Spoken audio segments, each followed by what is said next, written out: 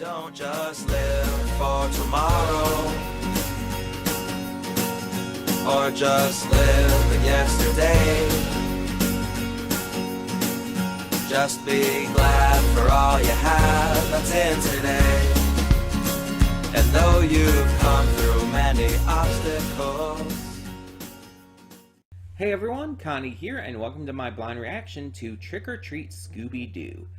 So this is just something I decided I wanted to do because I had heard about it and it sounded pretty exciting. I don't know what the concept of the movie is at all, though. I don't know like what the story is or anything. I just know like it's, I guess, Halloween themed, Trick or Treat. The reason why it's exciting is because in this movie, it is confirmed that Velma is a lesbian. And she crushes on another character. Now, I don't know much of anything about this other character. I know what she looks like, but that's it. I know also, obviously, that Velma massively and very openly crushes on her. Like, it's not even hidden. But I don't know like really any other details towards this story. But I wanted to check this out specifically for that reason. I mean, it's so obvious how important stuff like that with representation is to me. So, obviously, I got to mention and showcase a movie that focuses on this kind of representation that people have wanted for a long time, for a character that people always headcanoned as being gay, and myself very much included in that. And so I'm excited to see how this goes. Not just because of that though, just to see another good Scooby-Doo movie. I believe this has the current like leading cast members for the animation. So I believe Kate Micucci is Velma. Matthew Lillard should be Shaggy.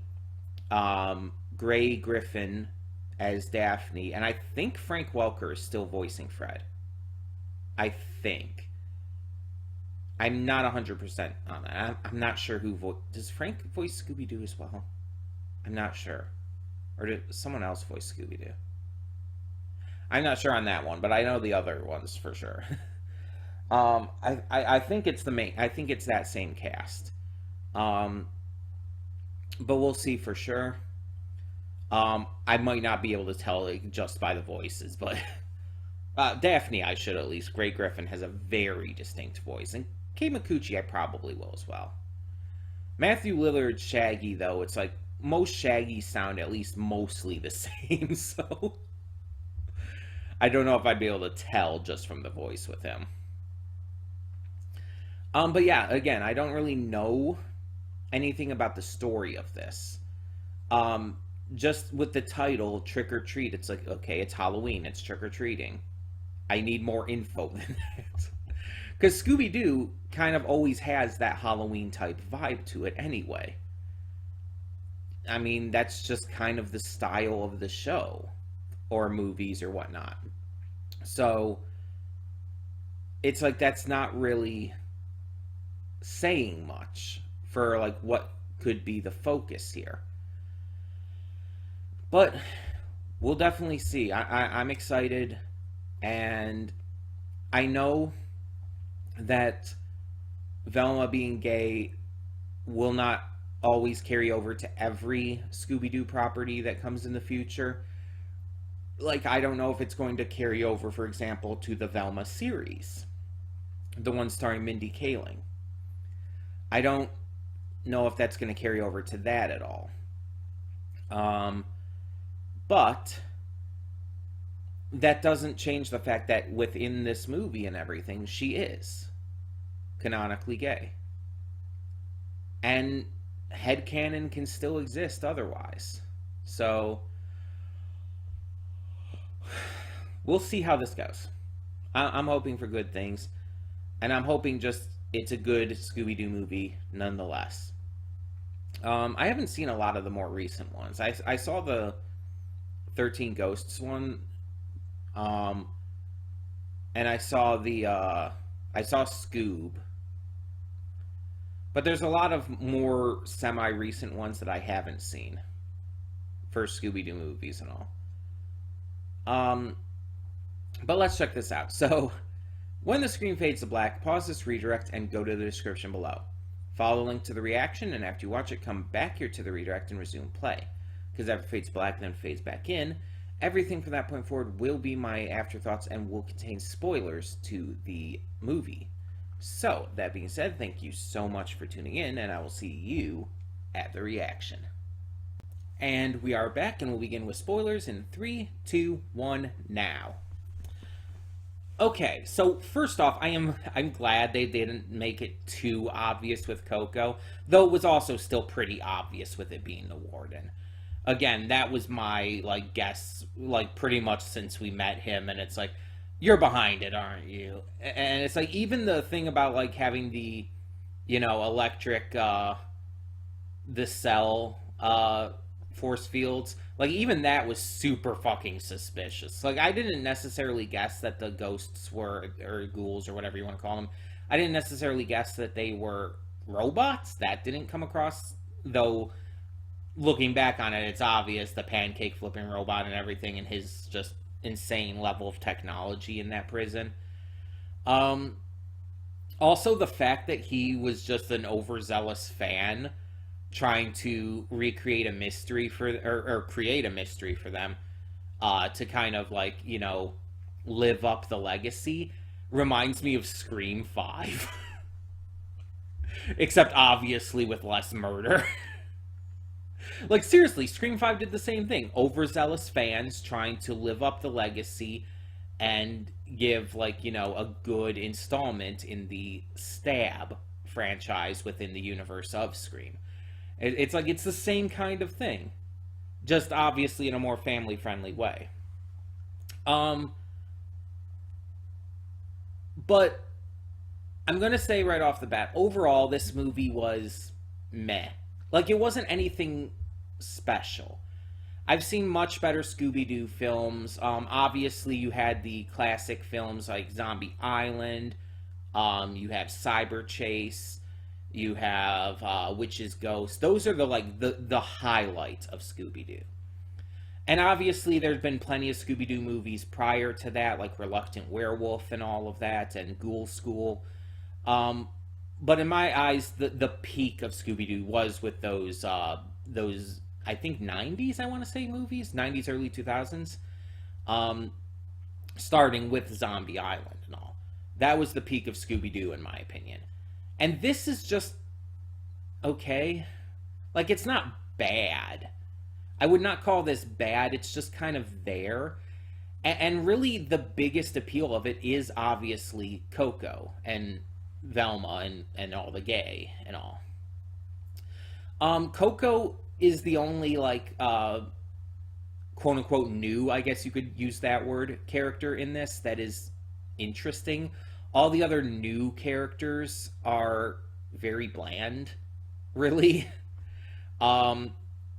Even the warden is just over the top silly, and it's just okay. Coco actually has good personality and character to her, though. She's a lot more interesting. So I actually like her.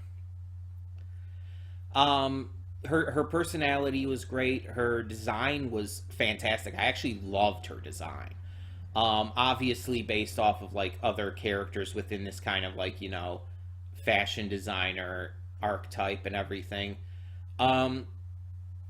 Also, there's a few shots where she's really jutting out her hips and stuff, and it's Jesus, lady, chill.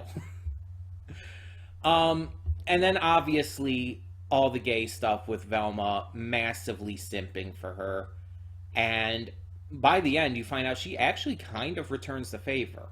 She actually likes Velma too, and even says it's really rare for her to like anyone except herself. So it's like it was kind of reciprocated, and I think that's cute. Also, yeah, obviously the entire thing with Velma being gay, with her being a lesbian in this, um, and just the massive crushing over Coco being such a notable part of her character in this is great. I think it's actually a fantastic handling of it because it's natural, and like Daphne obviously notices and everything, and she is super supportive and telling her just be yourself and everything. It never like shocks her that Velma's into girls or anything. She just like, I didn't know that was your type specifically. That's all. So I like that it was handled naturally, and it was just like this massive crush throughout the entire film. It wasn't like a one and done joke. It was a consistent thing, and I like that. I really like how it was handled. And all the characters kind of had their own little like, how would you put it? They had something like all of the Mystery Inc. gang had something that they focused on in this movie. Fred was obviously focused on his kind of ridiculous obsession with solving these mysteries, and the fact that after a year of having none to solve because of Coco being imprisoned, he was obsessed with the idea of getting back into it. And it kind of reminds me of the Mystery Inc. show and how Fred was obsessed with traps in that. It's kind of a similar vibe. And as much as I didn't like the Mystery Inc. show, Fred wasn't really one of my big issues with that. He was very much dumb, but the fact that he was like obsessed with traps wasn't really an issue with me. Honestly, Velma was a much bigger issue with me in that series. And this feels much more like Velma in this series, even ignoring just the stuff about the gay and the crush and all. Ignoring that, it's like it still felt like Velma. So I like that. So she had that. Fred had the obsession with the solving mysteries. Scooby and Shaggy wanted their trick-or-treating and wanted to get their candy and everything and dressing up. And then Daphne was obviously like worried about her place in the group. She felt like she wasn't really amounting to anything. She wasn't really doing anything.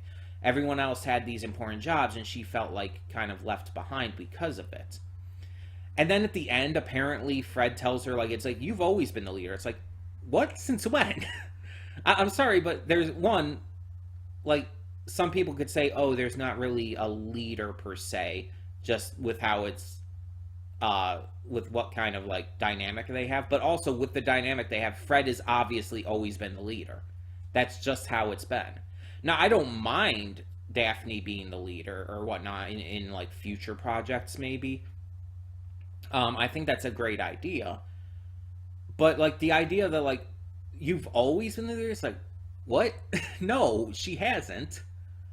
She very much hasn't. So it's just a little maybe confusing to me. But yeah, all of them got, like, a satisfying conclusion to their little arcs too, because obviously Fred gets the mysteries back. Daphne is told she's actually the leader again, even if I feel that's not true. Scooby and Shaggy get their candy, and Velma kind of gets the girl. At least Coco admits that she likes Velma. Even though she has to go back to prison, it's like, maybe we could bring back Coco as a character in the future. I would be completely fine with that. And we see that Coco is actually still pretty good working with them, so maybe at some point in the future, Coco will return in another movie or whatnot. I would be all kinds of game for that. But if she does, they do have to continue the crushing from Velma. Like, that has to continue to be a thing. Because it's tied into their connection and their relationship. So trying to bring her back without keeping the gay would make no sense. But yeah, the ghouls in this were okay, nothing special. Honestly, the 10,000 volt ghost was more interesting. And and seeing some like classic villains and everything was neat. Um, it was fine. Again, it wasn't anything special. It didn't do anything like especially new or exciting outside of the Velma and Coco stuff. That was really the appeal of this film. It was really the highlight and the only thing that really kept it afloat. Honestly, if that stuff weren't in it, this would just kind of be mediocre. Like the rest of the movie is, again, it's nothing special. Like there's an idea there. There's a lot of meta jokes and a lot of fourth wall breaking within it, but it's just bland. Honestly, it's not that interesting, not that fun. There's so many other things I feel they could have done with the idea of trick or treating and Halloween, and they just kind of went basic with it. But again, I do like the stuff with Velma and Coco. That was good. And yes, I am biased in regards to that, so I do have a reason to like it as much as I do. But again, Coco's design, the voice acting, everything about Coco was just so much like leagues above all the other new characters. So it is just like obviously she's a focused character, obviously she's important, but still it's like wild how much better everything surrounding her was. Um Either way, tell me in the comments below, what did you think of this movie? Let me know, and thank you so much for tuning in. For now, I'm Connie, and I'm signing off. See y'all next time.